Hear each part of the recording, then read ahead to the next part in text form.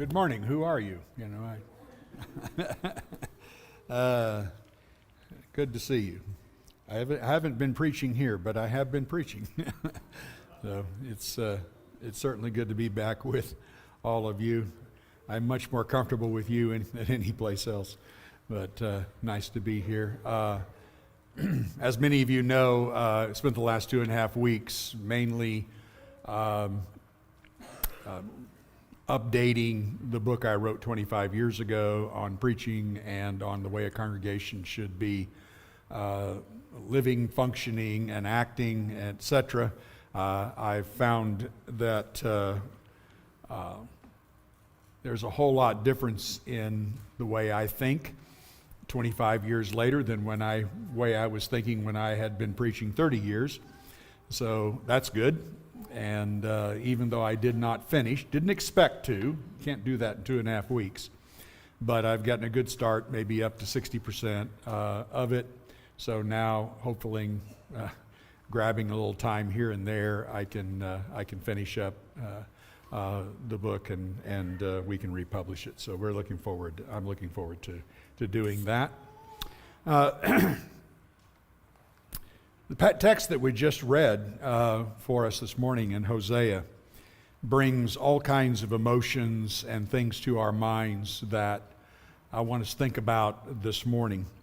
God had obviously loved Israel and did everything to make Israel his bride. And they rejected him and went off and committed adultery with the idols of the nations and the idols all around them. And just as eventually Hosea divorced his wife Gomer for being a prostitute and doing all the things that she was doing, so God divorced Israel and sent them away from him. In chapter 2 and verse 2, he says, "I am not her husband and she is not my wife." So he put her away because of her unfaithfulness. But interestingly enough, that is not the whole story of Hosea or of God. For God continued to pursue his people, just as Hosea pursued Gomer. And later in the New Testament, we are the ones who are spoken of as the people that God went to get and bring back to himself.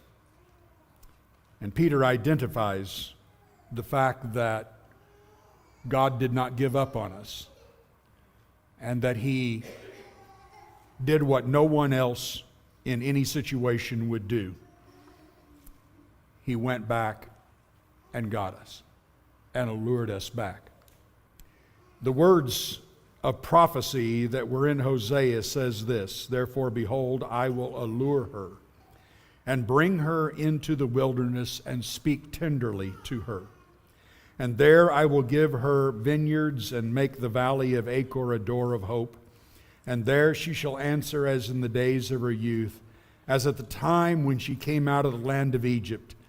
And in that day, declares the Lord, you will call me my husband." Wow. And Jesus repeats that same sentiment in the New Testament in John 6 and verse 43 and 44. Jesus therefore answered and said to them, "Do not murmur among yourselves. No one can come to me unless the Father who sent me draws him, and I will raise him up at the last day." Over and again, the Lord describes our relationship with him just as our relationship with the people of Israel in the Old Testament, as a relationship of marriage. That the love that we are to have for him and the love that he has for us is the love that is found pictured in the very beginning in Genesis chapter 2 that was foreshadowing the marriage we would have with Jesus and the love that he would show for us and the love that we would give to him in return. So I want to ask you, have you always lived and thought of the relationship with Jesus as marital love, as love that would be in a marriage. Our word love is crazy. We love chocolate, or at least I do. We love all kinds of things, and there's just these different levels of it. But there is no higher level of love than the love that is described in marriage. There's no closer level of love than the love that happens in marriage. There's no stronger draw, and there's no stronger allurement than that which happens between a husband and a wife.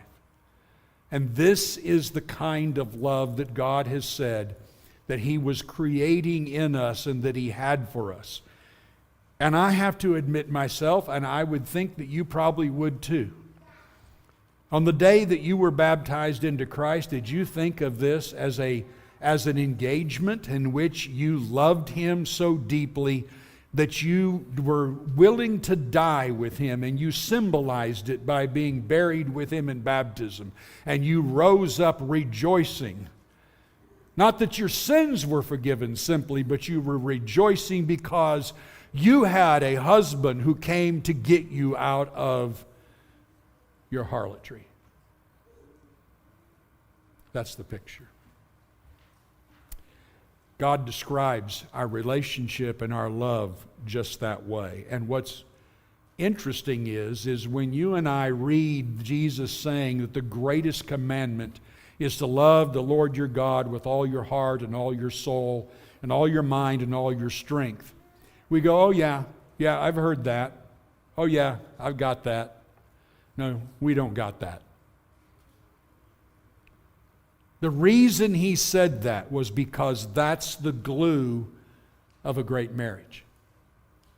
That love is the power behind everything that happens in our relationship with Jesus and will happen throughout eternity.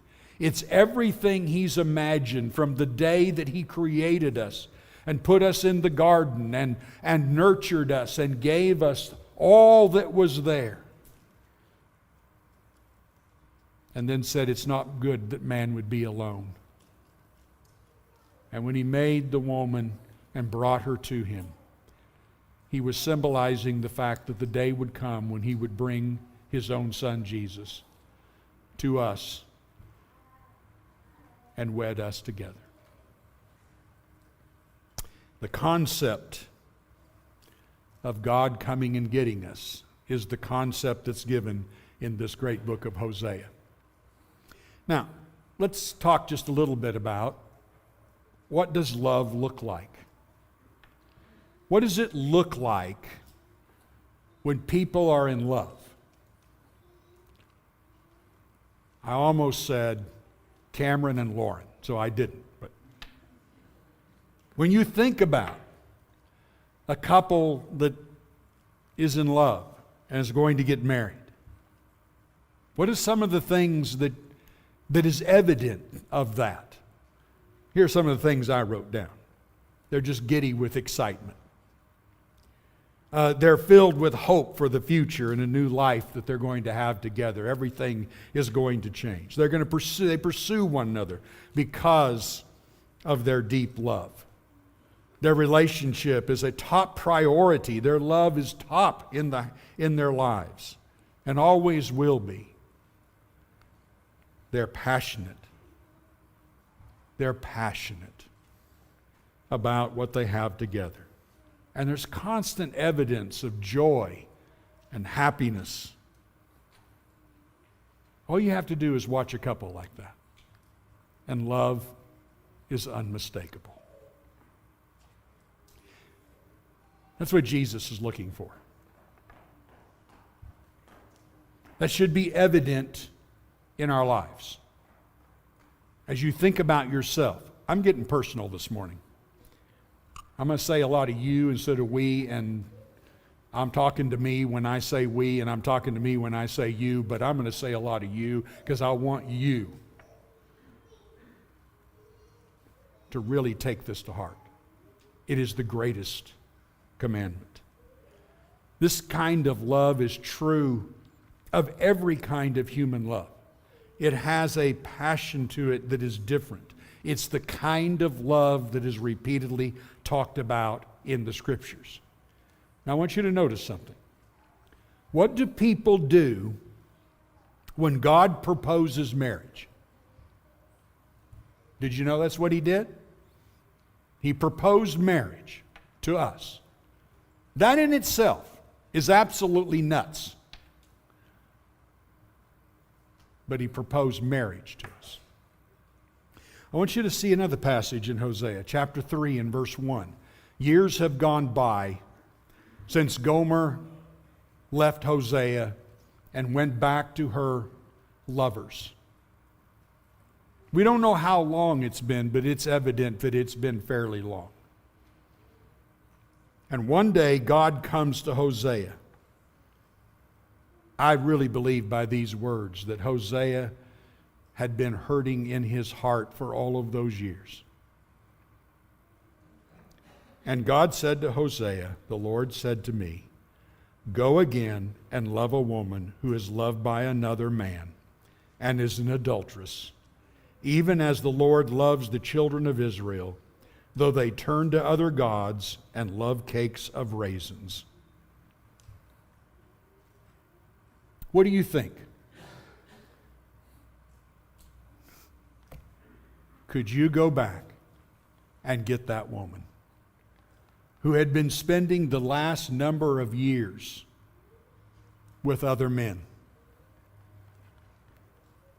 Could you go and bring her back to yourself?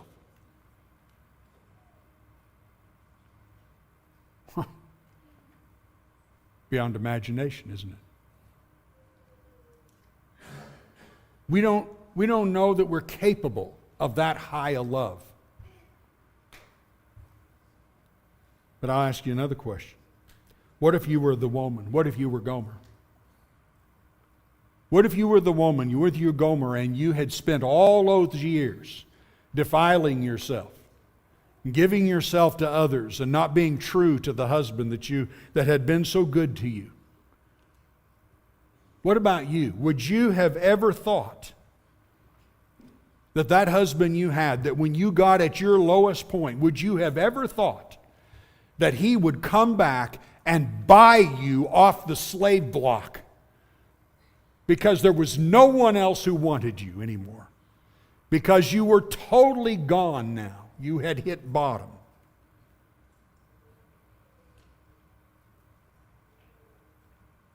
I always have a picture in my mind of Gomer in the middle of the city.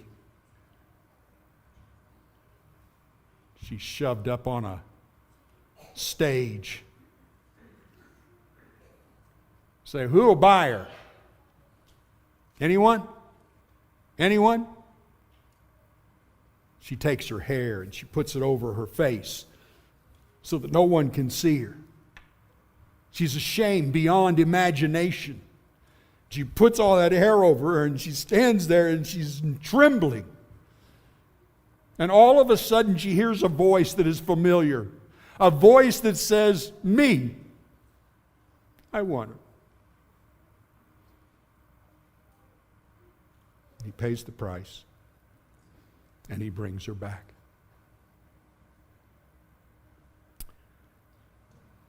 Do you relate to that woman? You should relate to that woman. Because in 1 Peter chapter 2 and verse 10, God said, once you were not a people, but now you are God's people. Once you had not received mercy, but now you have received mercy. That is us.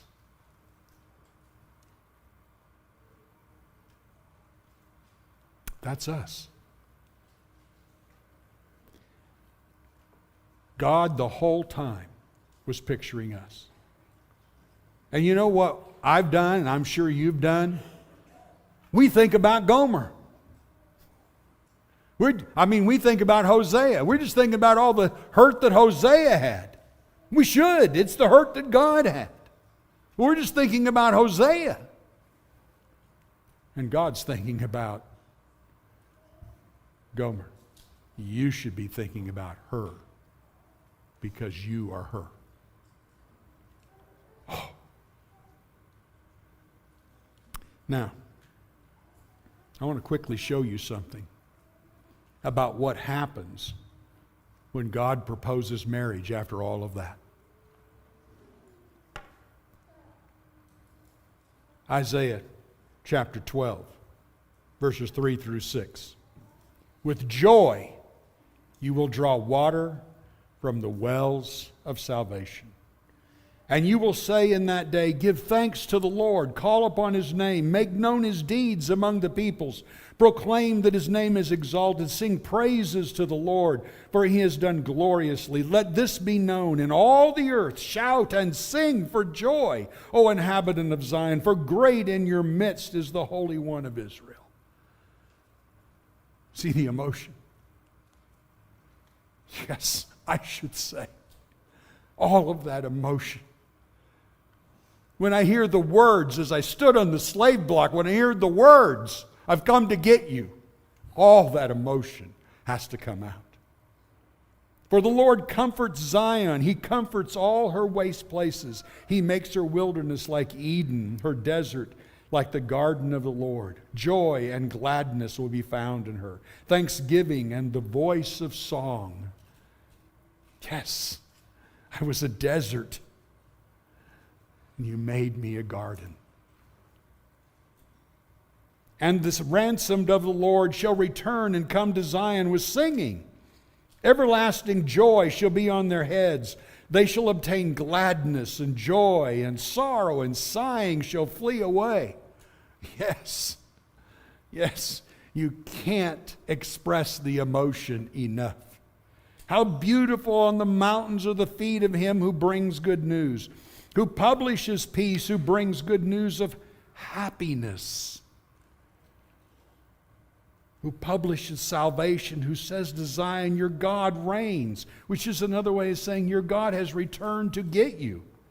The voice of your watchmen, they lift up their voice. Together they sing for joy, for eye to eye they see the return of the Lord to Zion. Break forth together into singing, you waste places of Jerusalem. For the Lord has comforted His people. He's redeemed Jerusalem. Second time He's talked about comforting them. Chapter 40 of Isaiah begins with comfort, comfort, O Israel. You imagine Hosea bringing Gomer back into his house. And she is just beyond repair. And he puts his arms around her and he says, it's going to be okay. We're going to put this together. Isaiah 54, too much to put on the screen. Listen. Sing, O barren one who did not bear. Break forth into singing and cry aloud, you who have not been in labor. For the children of the desolate one will be more than the children of her who is married. And in verse 4, fear not, for you will not be ashamed. Be not confounded, for you will not be disgraced. For you will forget the shame of your youth, and the reproach of your widowhood you will remember no more. For your Maker is your husband. The Lord of hosts is His name. And the Holy One of Israel is your Redeemer, the God of the whole earth He is called. For the Lord has called you like a wife deserted and grieved in spirit, like a wife of youth when she is cast off, says your God. For a brief moment I deserted you, but with great compassion I will gather you. In overflowing anger for a moment I hid my face from you. But with everlasting love, I will have compassion on you, says the Lord your Redeemer. This is like the days of Noah to me. As I swore that the waters of Noah should no more go over the earth, so I have sworn that I will not be angry with you and will not rebuke you. For the mountains may depart and the hills be removed, but my steadfast love shall not depart from you, and my covenant of peace shall not be removed, says the Lord, who has compassion on you.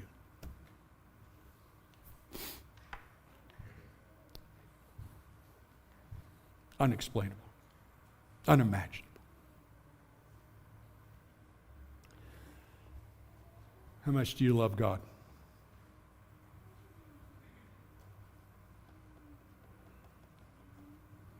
It's an interesting question, because there's more than one answer to it. Luke 7:41 and 42, Jesus said to Simon the Pharisee, there were two debtors. One owed 500 denarii and the other owed 50. When neither could repay, he canceled the debt of both. Now which of them will love him more? Which of them will love him more? You know, Simon was a religious man. He was a good church-going man. He was a believer in God. He wasn't like the sinful woman. He didn't go out and do the things the sinful woman had done. He was not that kind of person. So here, you are Simon. I am Simon. You're good church-going people. We wouldn't go out and do those things. We're Simon.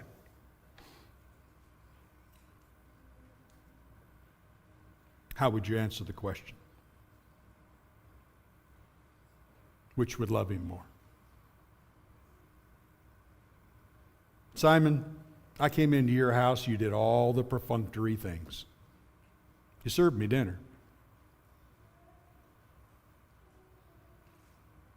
But do you see this woman? She can't stop kissing my feet. Her tears are flowing so heavily that she's washing my feet with them and her hair.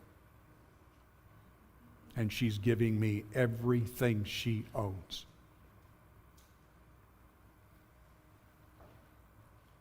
How much do you love God?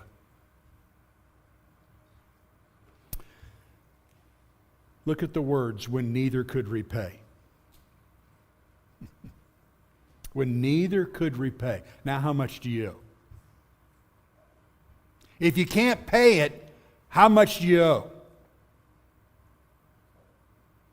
Now I want to point something out here. Simon owed 10,000 talents. That's how much Simon owed. 10,000 talents in the parable that Jesus gave in Matthew 18. 10,000 talents is the highest number in the Jewish language. That was the highest number that could be in Hebrew. They could not think of a higher number. He owed 10,000 talents, and you and I owe 10,000 talents. And when neither could repay, he forgave the both. He took it on himself. He took the debt. We couldn't repay. 10,000 talents. No, Simon's problem was his perception of his sin. That was his problem. It was not that he didn't owe that much. It was the perception that he had of his sin. And that lack of perception is what caused him to treat Jesus the way he treated him.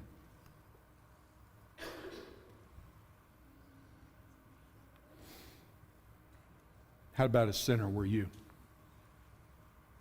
How about a sinner were you before you became a Christian? Were you a fairly good person?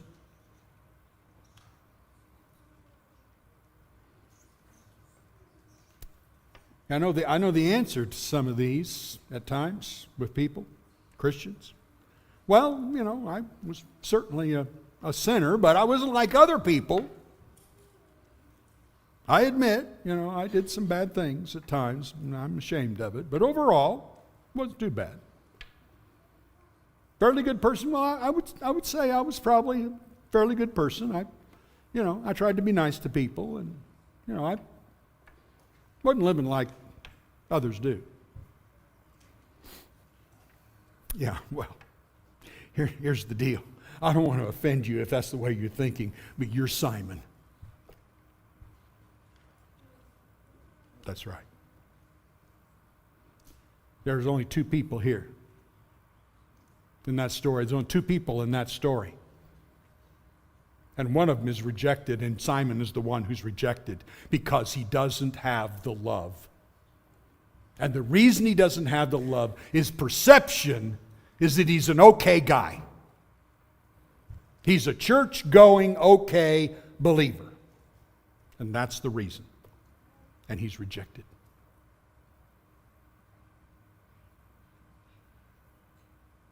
You remember Jesus saying what he said to the church at Ephesus? You have left the love you had at first.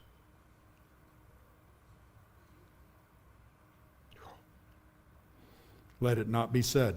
Let it not be said of us. I want to show you a text. Take a look at Matthew chapter 10, verse 34 and 35.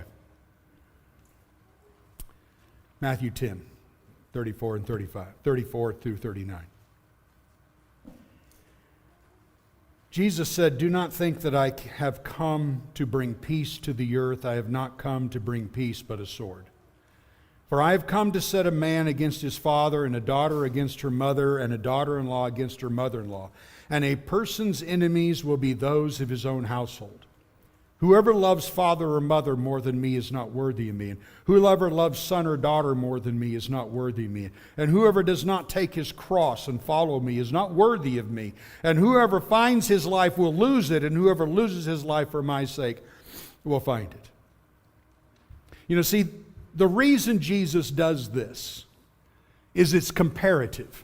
Because it's hard for us to think about, well, how much do I love him unless I compare it to something else.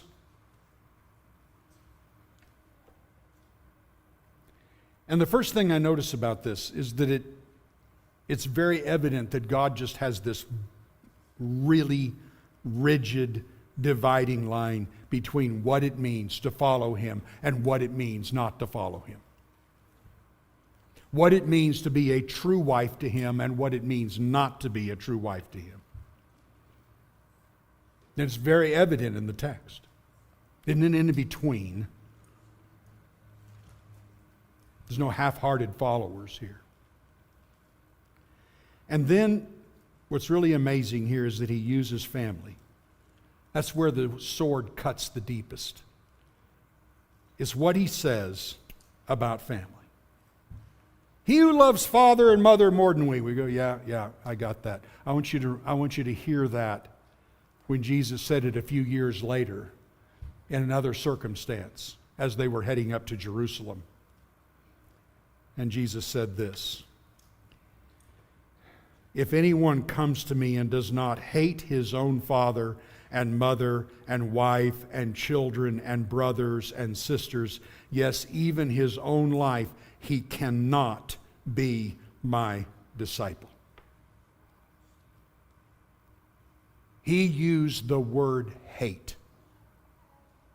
You know, when I was growing up, I'd hear a preacher use that, and I could see in his own chest and heart that he just couldn't stand it, to leave it the way Jesus left it. And he said, well, you know, it really just means love less. No, it doesn't. It means hate. In comparison to the love you would have for anything else or anyone else. No, you want to make me make that comparison? That's hate. I hate that. No way. You will not compare my love for him with anything else. It's not on the same list. Would you not do that with your own relationship and as a husband and a wife?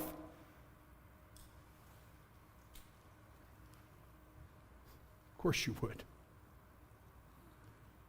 Of course you would. And that's what Jesus is asking. We've been studying 1 Samuel. Do you remember what happened with Eli's illustration of love? Spot this quickly. God says, or the Scriptures just simply says, thus the sin of the young men was very great in the sight of the Lord, for the men treated the offering of the Lord with contempt. This is a worship sin. This is a worship sin. We got to look at worship sins as well,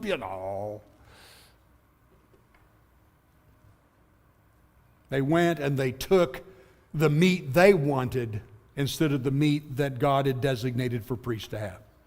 They just went and just stabbed it and were gluttons. And God says, he says, you just treated my offering with contempt.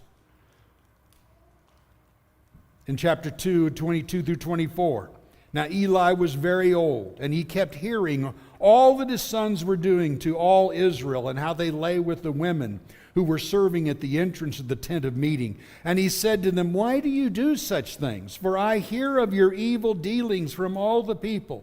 No, my sons, it is not good report that I hear that the people of the Lord are spreading abroad. Have you just imagined that conversation? Somebody says somebody should have slapped those kids. I should have said, slap the father. Sit there and give that little, oh, sons, you shouldn't have done it. Ridiculous. God is furious with Eli. Absolutely furious with him that he knew what was going on and didn't do anything about it. Look what he says to Eli. Why then do you scorn my offerings and my sacrifices and my offerings that I commanded for my dwelling, and honor your sons above me by fattening yourselves in the choicest parts of every offering of my people Israel? Look at the words God gives him. And then he says to him this, behold, the days are coming when I will cut off your strength and the strength of your father's house, so that there will not be an old man in your house. Then in distress you will look with envious eye on all the prosperity that shall be bestowed on Israel, and there shall not be an old man in your house forever. The only one of you whom I shall not cut off from my altar shall be spared to weep his eyes out, to grieve his heart, and all the descendants of your house shall die by the sword of men. Wait a minute, God. That doesn't sound like you. You're going to punish all the descendants for what this guy did?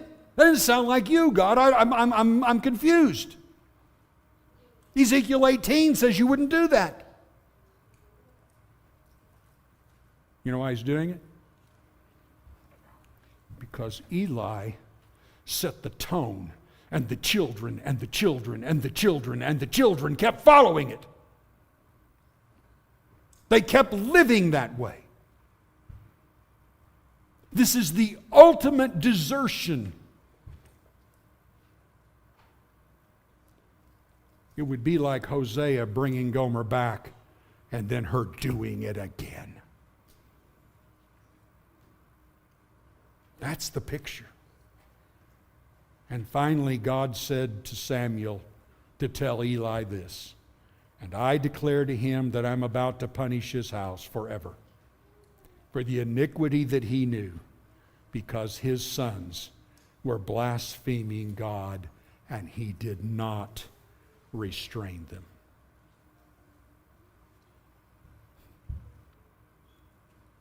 You ever thought this way?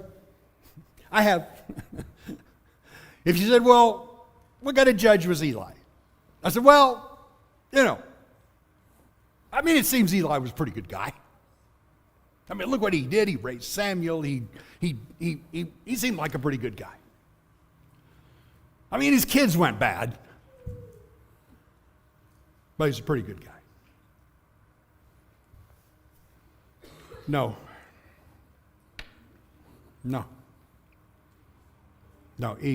Eli, when we just read that,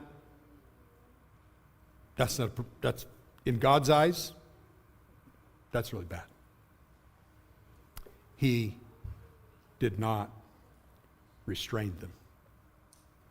Eli is a perfect example of what God said, Jesus said not to do. Love your children more than him. Oh boy. Powerful. Love your children more than him.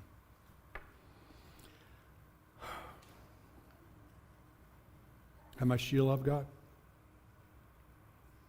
So when you start making the comparison, when you start looking at what you would do in other relationships, pops, doesn't it? Really comes out. Quick lesson. Love for God proves itself by the choices we make, by how we value other things compared to him. But where that passion and love and excitement and joy and thanksgiving and appreciation, all of those things compared to something else.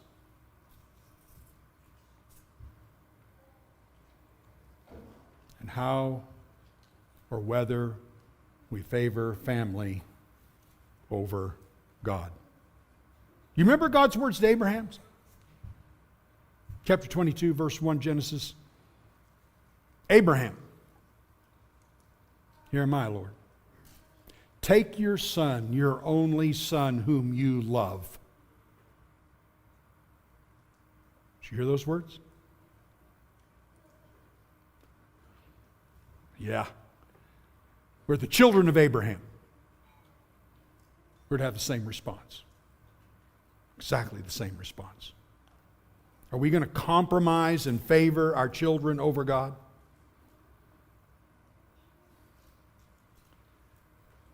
A lot of young kids here, a lot of young parents. As I was writing this and remembering my own period of time and raising my sons, these are the things that came to my mind. And I don't want you to fail. Your son or your daughter decides, I can just go off and do my own thing.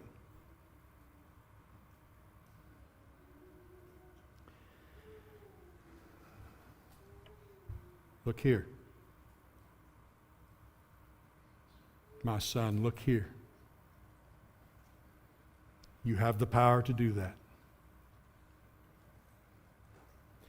But you no longer serve the Lord and you no longer listen to me. And this relationship will change. You will no longer enjoy the blessings of this family. And you know why I'm going to do that? Because I love you. And I don't want you to be lost. But secondly, because I will not be Eli. I will not. Make a decision, son. Make a decision. I love what Eric Borlaug said to us a couple years ago. Well, I'm kind of struggling right now. It doesn't look like it. How are you struggling?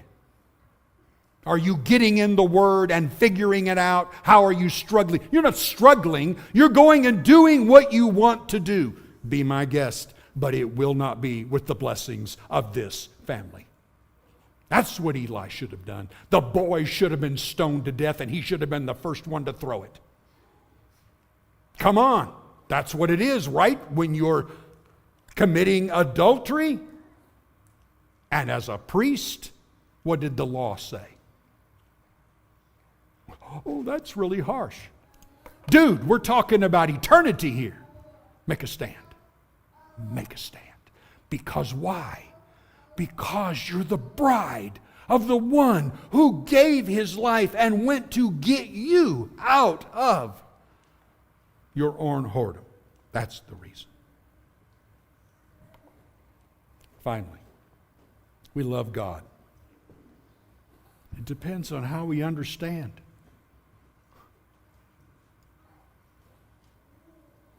Where we were going without him. I was going to hell.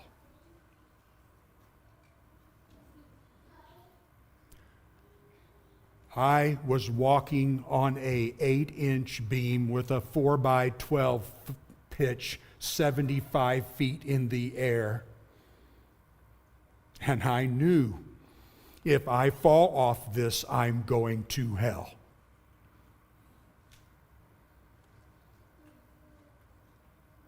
And I pleaded with God standing on that beam, please let me off, not to die, and I will give you my life.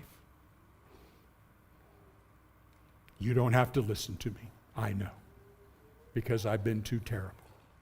But please, I want you. I will never give up that vow. He's gone to you for you too. He went to get you. Joy.